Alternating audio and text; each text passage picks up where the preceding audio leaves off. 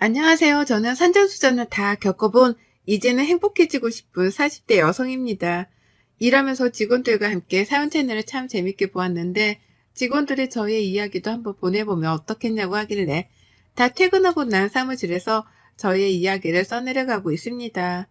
저와 제 남편은 직원이 20명 정도 되는 회사를 운영 중입니다. 처음부터 직원이 있었던 건 아니고요. 저와 제 남편, 그리고 제 동생, 이렇게 셋만 있었던 사무실에서 노력해 이제는 직원 20명을 벌어먹여 살릴 정도로 커졌는데요. 더 노력해야 하긴 하겠지만 저희는 지금 이것만으로도 충분히 행복하다 생각하며 살고 있습니다. 누가 보면 지금 되게 행복해 보이는데 무슨 고민이 있을까 의아해하실 텐데요. 제 이야기는 지금부터 시작입니다. 저는 평범한 회계 사무실에 다니던 오래된 직원이었습니다. 남편은 IT 계열 회사 쪽에 근무한 직원이었고요. 제 동생은 남편 회사에서 함께 근무한 직원으로 저에게 한 번은 언니 우리 회사에 좋은 과장님 있는데 한번 소개받아 볼래? 과장님이 언니 사진 보고 너무 마음에 든다고 하길래 라고 하였습니다. 저는 동갑이나 한두 살 위로밖에 남자친구가 없었던지라 그때 남편은 저와 무려 5살이나 차이가 나서 사실 조금 망설여지기도 했습니다. 또 동생이 해주는 소개팅이라 왠지 좀 부담되기도 했습니다. 하도 동생이 그 과장님 추천을 하는 바람에 그래 한번 주말에 만나보기는 해야겠다 싶어서 만난 처음 소개팅 자리 사실 별 생각 없이 나왔는데 처음 본 남편의 모습은 영락없이 회사의 과장님 느낌이 났네요. 근데 갑자기 주머니에서 꼬깃꼬깃 꺼낸 종이에 오늘의 데이트 일정을 짜온 걸 저에게 내미셨어요. 그러면서 한다는 말이 오늘 유영 씨가 어떤 것을 좋아할지 몰라 유진 씨한테 열심히 물어서 짜오기는 했는데 마음에 드셨으면 좋겠습니다. 라며 정말 밝은 미소를 지으면서 건네는 그 쪽지에는 정말 제가 좋아하는 음식부터 시작해 제가 걷는 걸 참 좋아했는데 그 걷기 코스까지 다 적어 오셨습니다. 소개팅을 많이 해본 건 아니었지만 그래도 이런 소개팅은 처음이라 시작부터 기분이 참 좋았습니다. 짜온 코스를 함께 즐기면서 지금의 저의 남편은 마음이 참 따뜻하고 저를 많이 웃게 해주는 사람이었습니다. 속으로는 이런 편안함 때문에 다들 연상을 만났나 싶을 정도로 제가 지금까지 만나왔던 사람들과는 굉장히 다른 이미지의 매력을 가지고 있었습니다. 그 뒤로 저희는 동생의 바람과 응원으로 연애를 시작했습니다.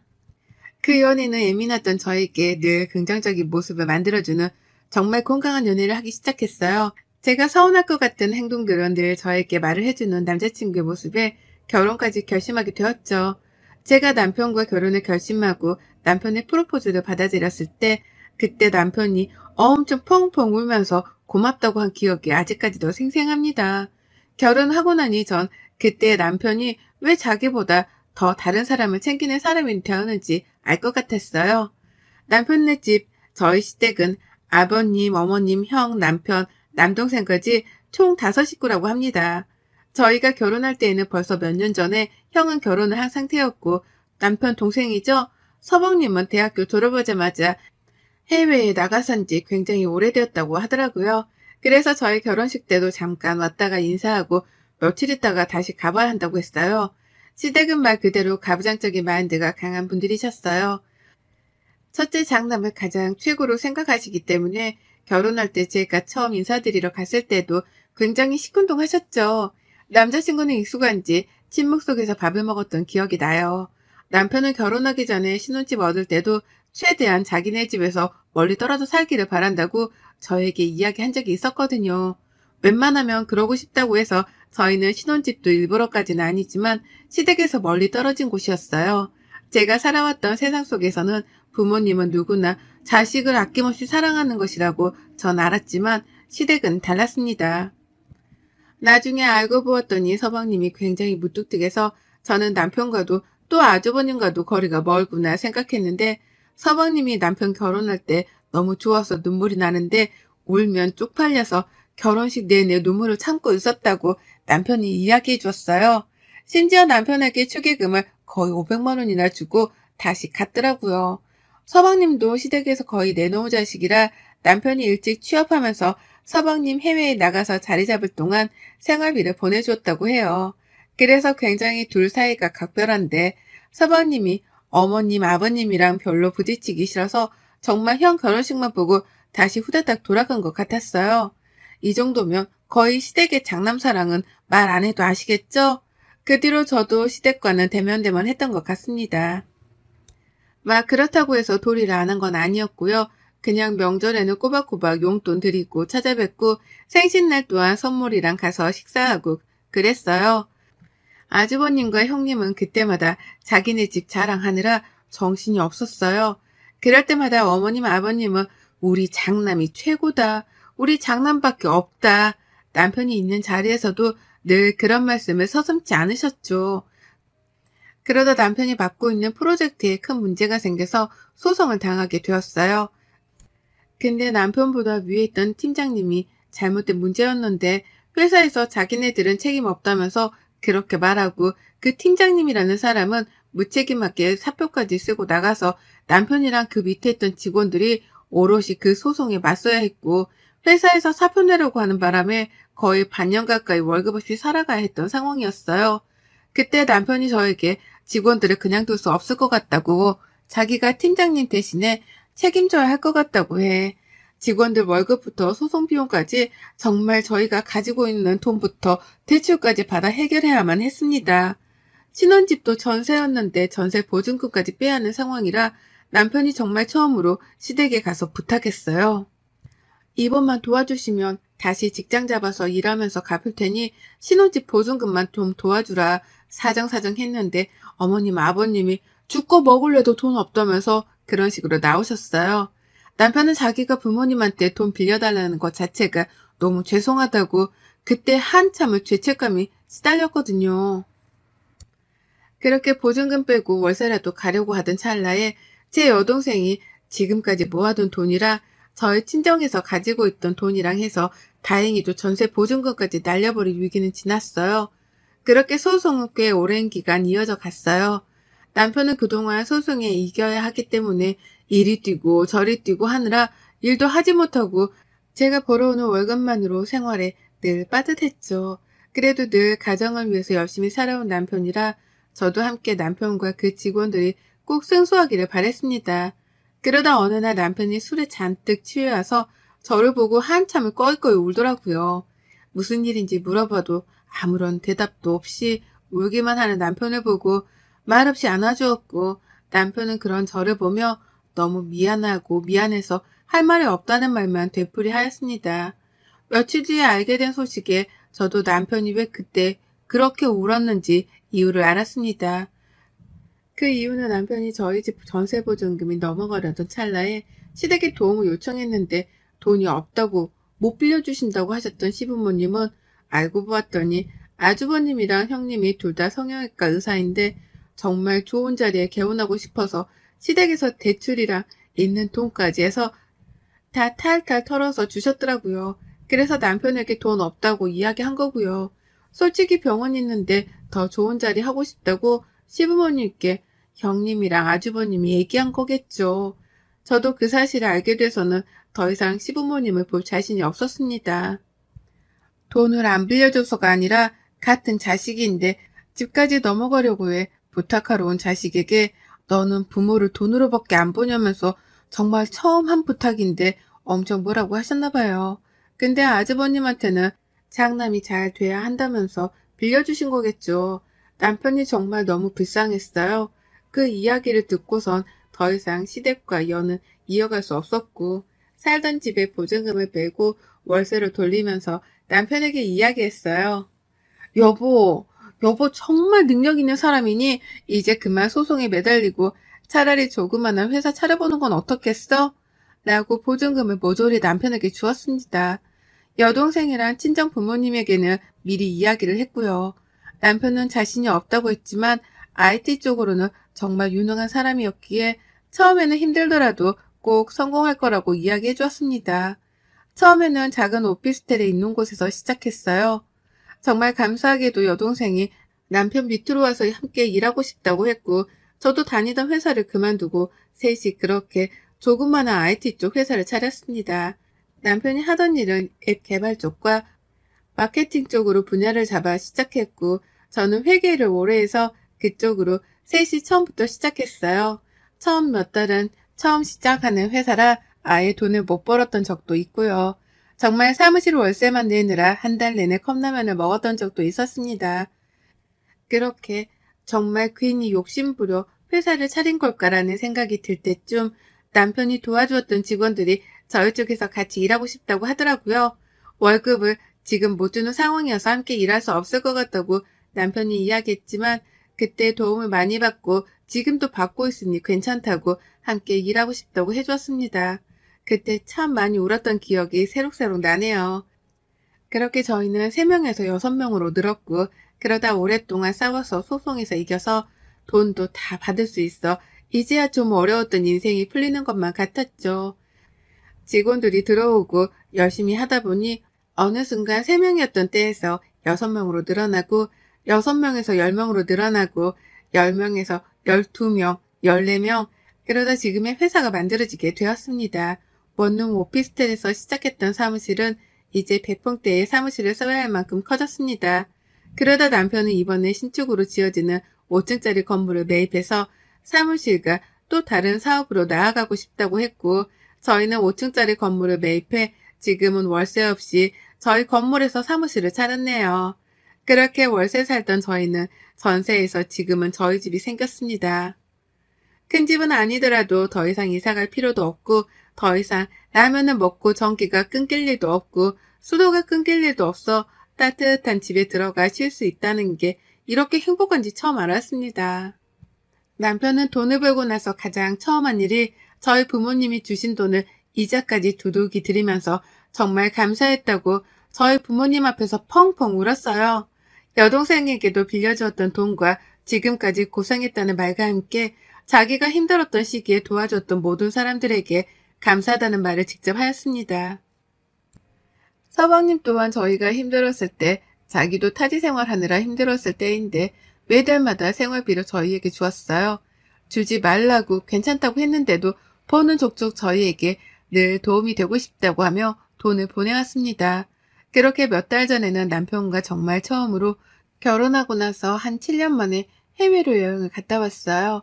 오랜만에 본 서방님과 남편은 서로 눈물을 그렁그렁 맺힌 채 서로 고생했다 말하며 지금까지 서방님이 보내주신 생활비와 보태 네가 꼭 필요할 때 썼으면 한다고 하고 말없이 공항으로 왔었네요. 그냥 주면 절대 안 받을 것 같아 통장에 넣어서 남편이 건네주고 싶었다고요. 그렇게 저희는 악착같이 열심히 살았습니다. 그날따라 왠지 꿈자리가 뒤숭숭했거든요. 근데 아니나 다를까 핸드폰에 시어머니 번호가 뜨더군요. 거의 5년 만에 전화를 하신 것 같았어요. 남편은 핸드폰 번호를 바꾸었으니 저한테 하신 것 같은데 받을까 말까 고민을 하다가 두 분 다 나이도 있는지라 혹시 몰라 전화를 받았습니다. 여보세요? 예, 미안하다. 네, 어머님 오랜만이에요. 잘 지내셨죠? 너희는 어떻게 전화도 한 통 안 할 수가 있니? 아들도 번호 바꿨던데 너희 뭐하고 사니? 네, 그냥 저희 잘 살았어요. 잘 지내시죠? 아픈 곳은 없으시고요? 아픈 곳이 왜 없니? 이곳저곳 아픈 곳 천지다. 네, 연락 못 드려 죄송해요. 아주버님이랑 형님은 잘 지내시죠? 걔네 말도 하지 말아라. 하면서 어머님이 말을 꺼내는데 아주버님이랑 형님이랑 무리하게 병원을 개원하고 나서 바로 코로나가 터지는 바람에 병원이 망했나 봐요. 주변에 성형외과도 많은데 둘 다 실력이 없던 건지 소문이 잘못 나고 코로나 때문에 손님이 더 끊겨서 폐업을 하고 지금 둘 다 페이닥터로 산다고요. 근데 거의 폐업 수준이라 마이너스로 지금 살고 계시나 봐요. 그 이야기를 듣는데 좀 통쾌했습니다. 그래서 안타깝다고 말하고 말을 아끼고 전화를 끊었어요. 남편에게 어머님께 전화 온 거 이야기해야 하나 말아야 하나 싶었다가 굳이 말해서 좋을 건 없을 것 같아 그냥 말 안 하기로 마음 먹었습니다. 며칠 뒤 저희 사무실로 주소도 알려주지 않았는데 아주버님이 찾아온 거예요. 남편은 거래처에 가느라 자리를 비워 제가 대신 나갔습니다. 재수씨, 아니 이렇게 잘 살면서 어떻게 싹 입 닫고 사셨어요? 무슨 말씀이세요, 아주버님. 저희 정말 힘들게 살았고 이제 좀 잘 풀려서 지내는 것뿐이에요. 어떻게 알고 찾아오셨어요? 아니 그 새끼가 전화번호도 바꾸고 그러니 제가 찾아와 보니 여기 회사 차렸다고 그래서 왔더니 회사가 뭐 의리의리하네요. 나랑 와이프 지금 오피스텔 원룸 살아요, 재수씨. 네, 어머님께 들었어요. 근데 오신 용건이 있으신 거예요? 가족끼리 용건이 어딨어요. 그냥 온 거지 뭐. 근데 재수씨 얼굴 진짜 폈네요. 지금 업무 시간이고 그이는 거래처 가서 오늘 늦게 들어올 예정이라 번호 남겨주시면 그이 보고 전화 드리라고 할게요. 라고 하고 돌려보냈습니다. 남편에게 시어머니랑 형이 찾아온 이야기까지 하니 인상이 찌푸려지면서 다시 오면 그냥 돌려보내라고 하더라고요. 그러고 나서 며칠 뒤에 시어머니가 또 사무실로 찾아온 거예요. 너희가 이렇게 성공할 줄 몰랐다. 도대체 이게 몇 평이냐. 직원들은 몇 명이고. 말씀하시는데 뒤에 붙은 말이 저는 참 마음이 아팠습니다. 내가 둘째 잘 될 거라 알아봤어. 내가 걔 낳을 때 진짜 죽는 줄 알고 낳았는데 장명소에서 둘째가 나중에 태생할 거라고 했는데 정말 그 장명소 말이 딱 맞았네. 우리 아들이 이렇게 큰 회사 사장님이라니. 어머님, 저희 큰 회사 아니고 그냥 작은 회사예요. 그리고 저희 업무 시간인데 자꾸 찾아오시면 곤란하고요. 그이가 가족들 안 보고 싶어 하니 앞으로는 그이랑 이야기하고 오셨으면 좋겠어요. 내가 내 아들 보겠다는데 네가 무슨 상관이냐. 작은 애 올 때까지 기다릴 테니 그런 줄 알아라. 몇 시간이 돼도 꼼짝을 안 하셔서 결국 남편에게 전화를 했고 더 이상 피할 수 없었던 남편은 모시고 나오라고 해 셋이 카페에서 만났습니다. 왜 오셨어요? 너 엄마한테 어떻게 전화 한 번 안 하냐? 아들놈의 새끼 키워봤자 소용이 없어. 아니 그런 말씀 마시고요. 왜 오셨냐니까요? 아들 보러 왔는데 뭔 이유가 있어야 되냐? 그럼 없으시면 앞으로 찾아오지 마셨으면 좋겠습니다. 여기 어머니 회사 있고 형이랑 지금 번갈아 가면서 찾아왔던데 그러지 마세요. 제발 좀. 내가 뭘 했다고 그러냐? 그냥 네 얼굴 보고 싶어 온 거지. 네, 얼굴 보셨으면 이제 가세요. 라고 일어나려는 순간 어머님은 아니나 다를까 돈 이야기를 꺼내시더라고요. 둘째야, 너 형이랑 형수랑 둘 다 지금 원룸 산다. 네가 너네 회사에 좀 자리를 알아봐 주던가 개원하게 네가 돈 좀 빌려주면 어떻겠냐 하는 거예요. 갑자기 남편이 그 이야기를 듣더니 먹던 물을 쾅 내려놓으면서 엄마, 이게 무슨 말이에요? 돈이요? 무슨 돈이요? 내가 왜 형한테 돈을 빌려주고 자리를 왜 줘요? 아니, 가족이 어려우면 함께 돕고 사는 거지. 네가 이렇게 잘 살면 형 좀 도와주고 하면 좋지 않겠냐? 그럼 너도 나중에 도움 받고 하니. 무슨 도움이요? 저는 도움 받고 싶지도 도움을 요청할 일도 없으니 그럼 말씀하실 거면 더 이상 찾아오지 마세요. 저 회사에 다 투자하느라 돈 씨알도 없으니까요. 먼저 일어납니다. 하고 남편은 나가버리고 저도 인사를 꾹꾹하고 나왔어요.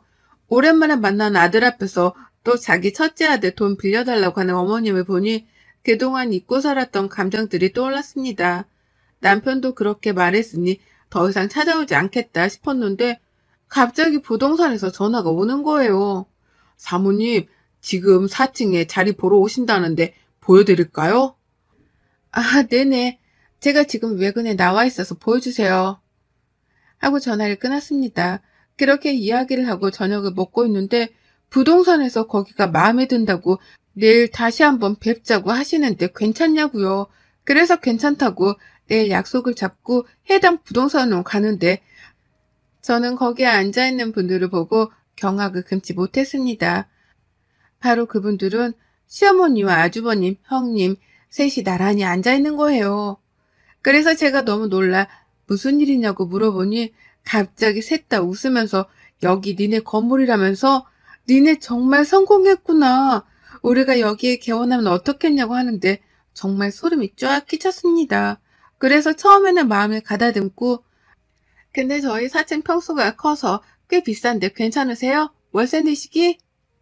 근데 갑자기 아주버님이랑 시어머니가 동시에 무슨 월세? 당연히 가족인데 공짜로 줘야지. 이럴 때 가족 좋다는 게 뭐냐? 얘네가 개원하면 건물 가치도 쫙 올라가고 좋지 않겠냐? 하는데 소름이 쫙 끼쳤습니다. 제가 결정한 문제가 아니라서요. 그 이한테 전화할게요. 라고 하고 밖으로 나가 남편에게 지금 이야기를 다 했습니다. 지금 바로 들어온다고 하고 남편을 기다리는데 어디서 야구방망이를 가지고 왔는지 오자마자 야구방망이를 휘두르며 당장 나가라고 고함을 질렀습니다. 당장 나가 이 악마들아. 어디서 남의 건물에 공짜로 계약을 하겠다고 난리야? 뭐 가족 좋아하시네. 내가 나쁜 일 당해서 집 전세보증금 넘어갈 뻔한 거 울며 불며 돈 좀 빌려달라고 말했을 때 저보고 나가서 죽으라고 하신 분이 바로 나를 낳아주신 사람이야. 그리고 뭐 형이 들어오면 건물 가치가 올라가? 그럼 왜 망했어? 망하고 와서 어디 와서 지금 이딴 소리를 짓거려? 진짜 죽어볼래? 형한테 엄마 아빠가 다 보태주느라 나랑 막내는 학교 다닐 때도 맨날 돈 없어서 거지같이 다니고 얼마나 개고생을 했는데 형이 지금 동생들한테 부끄럽지도 않아? 어디서 망하고 빌붙으려 해? 남편이 그렇게 화내는 모습을 처음 봐서 저도 놀랐지만 더 놀란 건 아주버님이랑 어머님인 것 같더라고요. 울면서 소리를 고래고래 지르는 남편을 보니 아주버님은 가족끼리 그럴 수도 있고 좀 이해하고 서로 잘 해보자는데 왜 이러냐 막 하는데 남편이 당장 꺼지라면서 야구방망이로 진짜 죽일 듯이 달려들더라고요. 그렇게 그 사건이 마무리되고 그 뒤로 시어머니랑 아주버님이 저에게 몇 번 전화가 왔지만 더 이상 할 말 없으니 전화하지 말라고 하고 끊었습니다. 정말 이 사건을 계기로 시댁과 이혼을 아예 끊었습니다. 저도 전화번호도 바꿨고요. 시어머니가 울면서 남편에게 그동안 미안했다고 하셨는데 남편은 자기도 가족 없다고 생각하며 살 테니 자기를 죽은 아들이라고 생각하고 지내셔라. 돌아가시면 장례식에 부조금 많이 낼 테니 걱정하지 마셔라. 그 부조금 어차피 다 형 줄 거니까 걱정하지 마셔라 하고 끊었다고요. 남편은 한 며칠은 멍해 보였는데 금방 털고 일어나더라고요. 다시 저희는 행복하게 열심히 살고 있습니다. 부모라면 자식을 꼭 생각해야 하는 게 마땅하다고 생각하진 않지만 저희 시댁은 늘 장난밖에 없으니 저는 당연한 결과라고 생각이 되네요. 이렇게 긴 글을 읽어주신 모든 분들께 감사합니다. 가정에 늘 평안이 있기를 기도드리며 날씨가 많이 추워졌는데 감기 조심하세요. 여러분의 생각은 댓글로 남겨주세요. 오늘도 시청해 주셔서 정말 감사합니다.